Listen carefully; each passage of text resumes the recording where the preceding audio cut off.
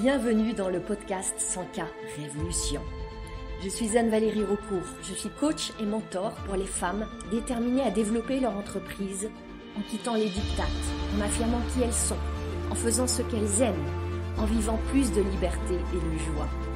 Ici, nous célébrons la puissance des femmes qui disent oui à leurs talents et les mettent au service d'un business florissant et d'une vie extraordinaire. Ce podcast vous montre comment appliquer les principes de l'énergie, du mindset, de la spiritualité et des stratégies alignées pour créer un succès indécent en partant de vous. Vous allez créer vos premiers 100K par an, puis par mois. Je l'ai fait. Vous pouvez le faire aussi. C'est la 100K Révolution. Bienvenue dans ce nouvel épisode du podcast 100K Révolution. J'ai envie, au cœur de cet été, d'ouvrir une discussion sur le thème de l'abondance. Est-ce que l'été n'est pas le meilleur moment pour qu'on parle ensemble de l'abondance? Ce mot d'abondance, c'est un grand mot, un vaste mot, que je vois tellement répandu dans tout ce vaste champ du développement personnel. Et je me suis questionnée, mais c'est quoi l'abondance en fait? Est-ce que c'est un fait, une réalité? Est-ce que l'abondance, c'est des pensées, des interprétations, des histoires? Est-ce que c'est un sentiment, une émotion? Est-ce que c'est une vertu? Est-ce que c'est une notion spirituelle? Et c'est tout ça, je crois. J'ai l'impression que c'est compliqué d'enfermer l'abondance dans une case. Je vous rassure, on n'est pas là pour philosopher sur l'abondance. Néanmoins, j'ai vraiment envie qu'on ouvre cet espace-là pour en parler.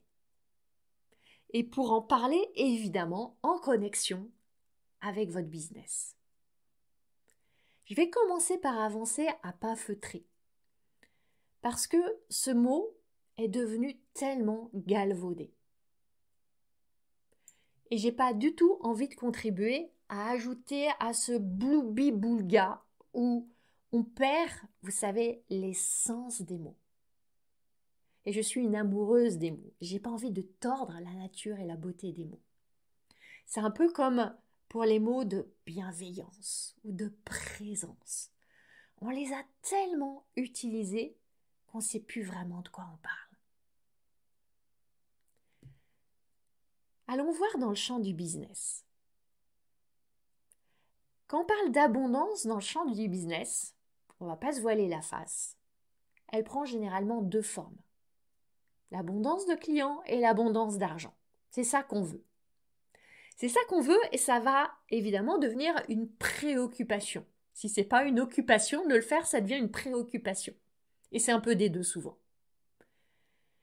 D'autant plus que qui dit abondance dit tout de suite sa polarité opposée qu'on va appeler le manque. Et quand on saupoudre tout ça d'un petit peu d'épices de loi de l'attraction, vous le savez, la loi de l'attraction, elle nous dit que le manque attire le manque, que l'abondance attire l'abondance. Ça fait partie des basiques fondamentaux. Ce qu'elle nous dit aussi, c'est que quand vous vous sentez dans le manque, parce que le compte bancaire respire le manque, parce que le carnet de rendez-vous de clients crie le manque, c'est la panique.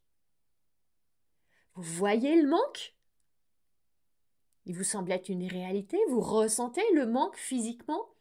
Vous commencez à diffuser le manque et à vouloir des clients pour combler le manque? Et alors vous allez vivre encore plus de manque. C'est ça que vous dit la philosophie de la loi de l'attraction. Ce qui évidemment amplifie encore la peur du manque et on rentre là dans une spirale qui évidemment n'est pas propice à votre expansion. Et quand on est dans cette compréhension-là, on voit bien que l'abondance, ça devient une nouvelle injonction. Il faut absolument ressentir la vibration de l'abondance et connecter à l'espace de l'abondance. Sans ça, point de salut. Et ça vient avec tout un panel de recettes pour se baigner dans l'énergie de l'abondance et tout changer dans sa vie avec des formes de pensées magiques et de rituels, etc. Attention, vous le savez, j'aime les rituels, j'aime la magie, mais j'aime pas les injonctions et la pression. Et cette beauté initiale fondamentale de l'idée de l'abondance, ça devient une nouvelle forme de pression qui peut conduire à la dépression. Parce que poussée à l'extrême, la philosophie sur l'abondance et sur sa polarité opposée, le manque, quand on la met en mode spirituello-business, ça devient un nouveau prétexte pour se sentir coupable, se sentir vraiment mal. Et verser dans ce que je vois souvent, qui est ces histoires autour de « non mais je dois vraiment guérir, j'ai des blessures profondes, j'ai des mauvaises pensées sur le manque, je peux pas offrir mon offre, je peux pas vendre, je peux pas me montrer parce que je respire le manque. Alors il faut d'abord que j'aille guérir tout ça, me soigner et après je pourrai y aller. » Cette approche-là, elle repose sur une vision binaire. Soit on est dans le manque, soit on est dans l'abondance. Et franchement, de manière générale, les visions binaires, ça ne vous aide pas. C'est pour ça qu'aujourd'hui, j'ai envie de vous offrir une autre perspective sur l'abondance, dans le contexte du business. Pour que ce soit vraiment au service de vos objectifs, de vos rêves, de vos clients, de votre contribution, de vous. Alors, vous savez peut-être, si vous écoutez ce podcast depuis un moment, que je suis une grande fan de l'origine, de l'étymologie des mots. Quand je suis allée chercher l'étymologie d'abondance, c'est assez simple. Ça vient du latin abundantia, avec l'accent s'il vous plaît. Et qu'est-ce que ça signifie? Je vais vous le refaire. Abundantia, ça signifie affluence. Et je le trouve intéressant, ce nom d'affluence. Parce qu'il veut dire arriver en grande quantité. Arriver en grande quantité. Vous voyez? Il y a cette notion de grande quantité qu'on associe très naturellement à l'abondance, mais il y a aussi la notion d'arriver. Qui dit arriver dit un mouvement. Or, on veut très souvent faire de l'abondance quelque chose de figé, un état, quelque chose à avoir. Alors que si on revient à cette définition originelle, on voit que c'est un mouvement, une notion en évolution, quelque chose qui bouge, qui veut nous traverser. J'avais envie de poser ça pour commencer. Maintenant, je vous propose qu'on aille regarder ce qui se passe du côté du manque. Quand je pose ici le mot manque, si je vous questionnais sur quelles sont les émotions associées, j'imagine que vous allez ressentir de la peur, de l'inquiétude, de l'anxiété, du stress, de l'angoisse, toutes ces émotions-là. C'est intéressant de voir que ces émotions, elles sont nées parce qu'on a évoqué le manque. On a activé la pensée manque. Le manque n'est qu'une pensée, une perception, une interprétation de certaines circonstances. Et ce qu'une personne perçoit comme un manque ou un état de manque, on peut bien imaginer que pour une autre personne, ça pourrait être neutre, ou même ça pourrait être beaucoup, ou ça pourrait être franchement à l'abondance. Tout ça pour dire qu'il n'y a aucune réalité universelle qui soit derrière la notion d'abondance ou de manque. Alors pourquoi est-ce qu'on perçoit le manque? Pourquoi est-ce que notre cerveau nous offre cette pensée du manque, il y a du manque, on est dans le manque, on va manquer. Vous le savez, c'est parce qu'ils pensent que c'est utile de vous offrir cette pensée pour vous préparer. Et on est là dans un pur fonctionnement primitif. Au cas où la récolte serait maigre, au cas où l'eau se tarirait, au cas où un froid sibérien surviendrait à l'époque où on était dans nos cavernes, il fallait absolument se préparer, anticiper, stocker de la nourriture, garder de l'eau, préparer de quoi se réchauffer. Seulement, on est d'accord, on ne vit plus dans des cavernes et ces dangers vitaux, potentiellement mortels, sont rarement réels. Et en disant ça, évidemment, je veux voir, reconnaître, accueillir les personnes qui vivent vraiment dans des situations extrêmement précaires, qui sont extrêmement vulnérables, et pour qui le manque est une sensation dans leur chair et une question de survie. Bien sûr, il ne s'agit pas de nier ça, c'est une réalité. Et à côté de cette réalité-là, dans la très grande majorité des cas, quand on ressent du manque, et là je vais revenir dans la perspective de nos business, c'est juste une manœuvre de notre cerveau qui veut nous mettre en alerte, au cas où on relâcherait la pression, au cas où on irait trop se reposer, au cas où on croirait que tout est acquis. Et ce fonctionnement primitif de nos cerveaux, il est amplifié parce qu'on vit dans notre société, où on est dans la conception d'une vision limitée des ressources. Et pour certaines ressources, c'est amplement vrai. Pour d'autres, c'est moins vrai. Il y a aussi cette course qu'on connaît toutes et tous à accumuler, accumuler, accumuler, toujours plus vite, toujours plus de choses, la croissance à tout prix. Et ça part du postulat que l'abondance n'existe pas.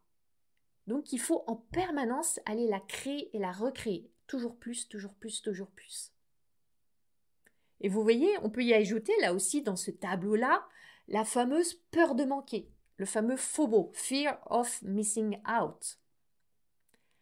La peur de manquer l'occasion, la nouveauté, l'opportunité, la tendance, la news sur les réseaux sociaux, etc., etc., etc. Vous voyez tout ça, la frénésie que ça peut engendrer. Vous voyez, vous ressentez, rien que quand j'évoque, je dresse ce tableau, la pression que ça induit. Et pourtant, vous le savez, la pression, c'est pas votre meilleur allié. Un peu de pression, oui. Une juste tension, oui. Un stress ponctuel, oui. C'est stimulant. Mais l'anxiété profonde générée par le manque, non. Et quand on est dans cet état dans lequel on glisse, et moi aussi ça m'arrive, où on se met à ressasser encore et encore, à tourner en boucle des pensées du manque, quand l'énergie du manque nous envahit. Il y a parfois ce moment, cette étincelle, cette prise de conscience, ce sursaut où on se dit non, stop, je veux plus ça, je me fais du mal, je vais me réorienter vers l'abondance. Et là, ce qui se passe la plupart du temps, vous allez orienter votre attention vers des pensées d'abondance. Et oui, parce que si vous êtes comme moi, vous avez lu des livres de développement personnel, écouté des audios, des podcasts, vu des vidéos sur YouTube, etc., etc. Enfin, si vous avez les mêmes ressources que moi. Et vous commencez à switcher l'attention vers l'abondance. Vous allez peut-être commencer même par observer la nature. Évidemment que l'abondance est dans la nature. Là, en même temps que j'enregistre ce podcast, face à moi, j'ai une fenêtre qui donne sur la vaste nature de Provence. J'ai devant moi des chênes, des sapins, des bouquets de lavande, une vigne, des papillons qui volettent. L'abondance, elle est là, elle est évidente, elle est foisonnante. Seulement, souvent, Il y a comme un fossé entre voir l'abondance dans la nature et la voir dans votre compte bancaire. Le pont entre les deux, il n'est pas facile à construire, votre cerveau y résiste. Ok, oui, l'abondance dans la nature, l'abondance dans les rivières, l'abondance d'air, de soleil, de lumière.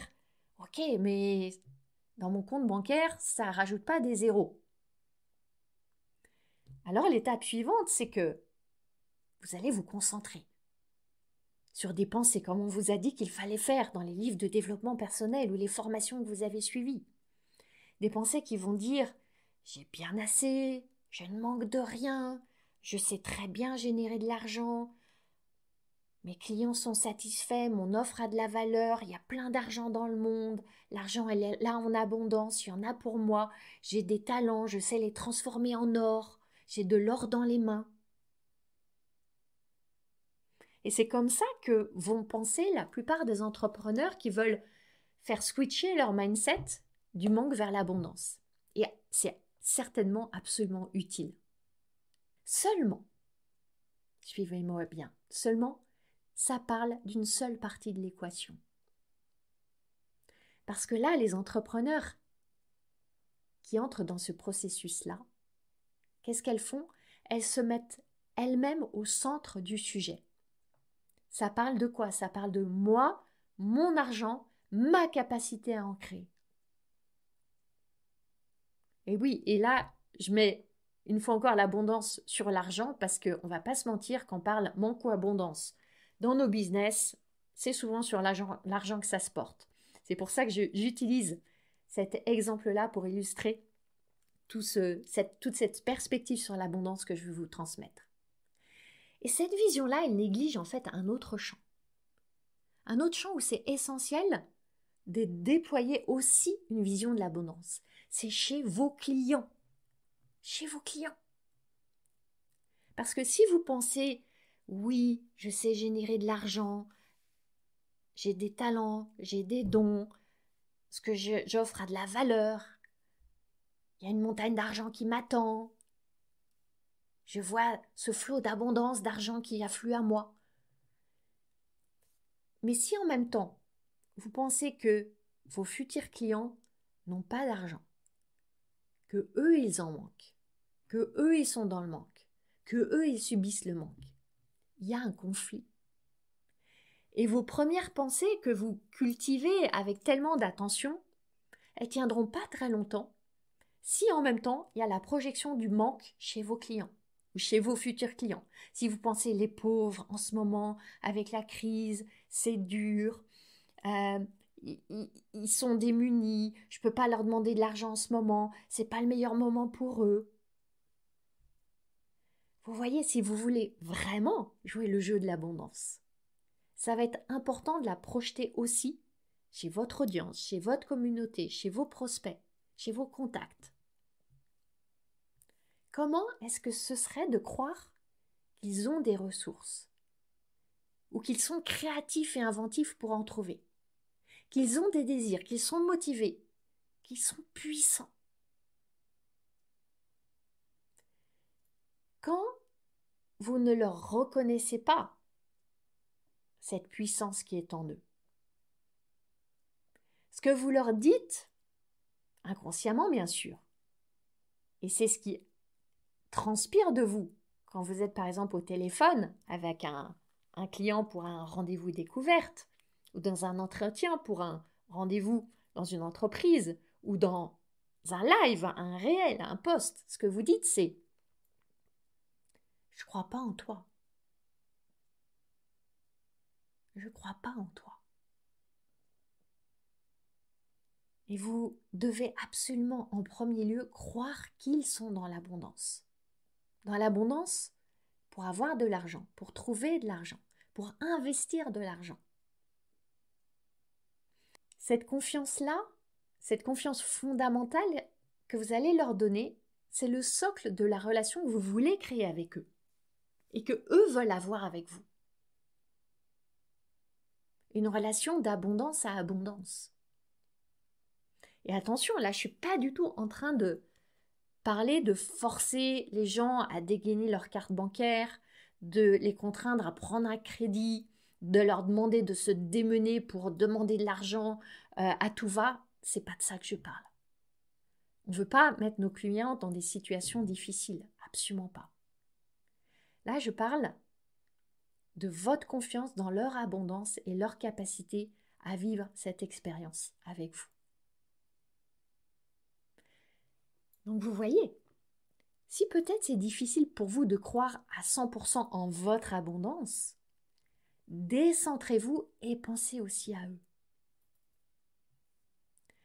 Quand je pense à mes clientes de mon accompagnement 100K Révolution, je vois en elles tellement de brillance, tellement d'intelligence, de créativité, d'idées, de détermination, de valeur créée, de pouvoir, de puissance, de leadership, que je ne peux que croire en l'abondance pour elles. Pour elles, en elles, autour d'elles, à travers elles. Maintenant, je vais vous emmener encore un pas plus loin avec moi. Vous savez que j'adore aller déjouer tout ce qui se passe dans les méandres de nos cerveaux. Et on sait que l'esprit de manque, il ne nous sert pas.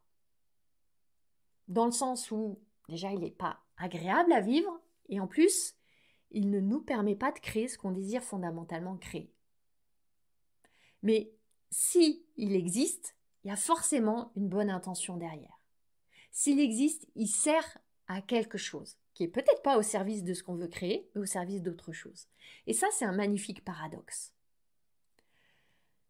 Parce que cette énergie du manque, soutenue par des pensées de manque que votre cerveau vous offre, ça vous dit « prépare-toi, les temps vont être durs, regarde, t'as pas assez,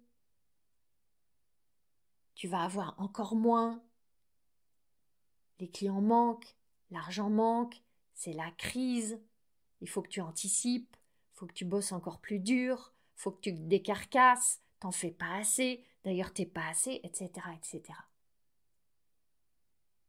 Et en même temps, vous voyez le message quand on continue à le filer, il vous dit que vous n'avez pas assez. Pas assez de talent, de créativité, d'énergie, de temps, d'originalité. Le manque va aussi aller se projeter sur le temps. Tu ne peux pas avoir plus d'argent parce que tu manques de temps. Vous voyez la corrélation qui va se faire. Et que donc, vous n'allez pas être capable de créer de la valeur. En tout cas, pas assez. Or, si vous me suivez, si vous avez écouté des épisodes précédents du podcast, vous savez que c'est la création de valeur qui crée l'argent et qui vous permet de recevoir de l'argent en échange de la valeur que vous avez ajoutée au monde. Donc, quand on est là, enfermé dans ces pensées de manque, puisque de toute façon vous n'avez pas ce qu'il faut, vous manquez de tas de choses pour créer de la valeur, et donc pour créer de l'argent, la pensée qui vient après, c'est autant pas essayer. À quoi bon? C'est l'échec assuré. Vous voyez là les détours que prend votre cerveau si malin pour vous éviter d'y aller, vous éviter de vous exposer, vous éviter de prendre des risques, vous éviter d'être vulnérable. Et pour terminer cet épisode de podcast, j'ai envie de vous offrir encore une perspective sur l'abondance qui, je pense, va vous aider.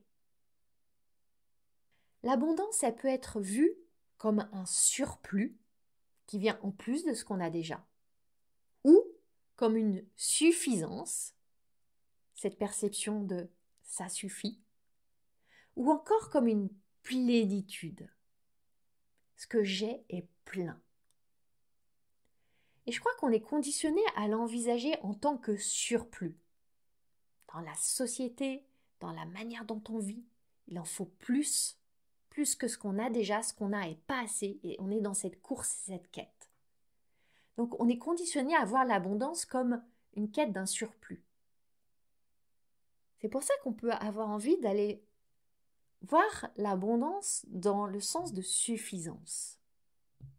Et ça peut être très aidant de se dire « ce que j'ai suffit, cela suffit ». Et en même temps, c'est à contre-courant de quoi?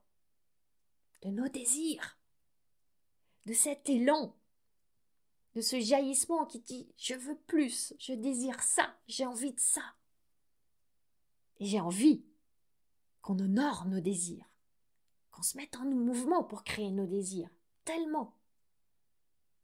Et c'est pour ça que j'ai eu envie de glisser ici l'idée de la plénitude et d'associer l'abondance à la plénitude. La plénitude qui nous fait dire ou ressentir « je me sens pleine, remplie, comblée ». Il n'y a pas de manque dans le sens d'espace vide. On pourrait mettre ici aussi l'expression pleine satisfaction. Je suis satisfaite, pleinement satisfaite. Et en même temps, je désire plus. Seulement, désirer plus, et notamment pour les femmes, ça nécessite de s'autoriser à désirer plus. Et donc à croire que l'abondance existe. Qu'elle n'existe pas seulement pour les autres, qu'elle existe pour nous. Ressentir encore plus de plénitude. Parce que désirer plus, ça ne veut pas dire qu'on va prendre à quelqu'un d'autre, qu'on va priver quelqu'un d'autre de quelque chose, qu'on va couper l'autre de l'abondance pour nourrir notre propre abondance. L'abondance, c'est vraiment une énergie gagnante, où tout le monde gagne. Vous, vos clients, le monde. Alors si maintenant, vous décidiez d'observer où se cache la peur de manquer, si vous décidiez de reconnaître où est déjà la plénitude de l'abondance, qu'est-ce que ça changerait pour vous? Qu'est-ce que vous feriez de différent dans votre business? Qu'est-ce que vous décideriez là maintenant? Et ça me fera vraiment plaisir de lire vos réponses sur les réseaux sociaux, en message privé, par mail. J'ai envie de ce lien avec vous, d'un lien abondant, d'un lien plus que satisfaisant, d'un lien de plénitude. Je vous souhaite un été abondant, fertile, fécond, et on se retrouve la semaine prochaine. Vous avez aimé ce podcast? Vous pouvez aider d'autres entrepreneurs à le découvrir. C'est très simple. Vous laissez une note et un commentaire sur votre plateforme d'écoute préférée. Vous pouvez aussi partager le visuel ou une capture écran en me taguant sur vos réseaux sociaux. Un immense merci.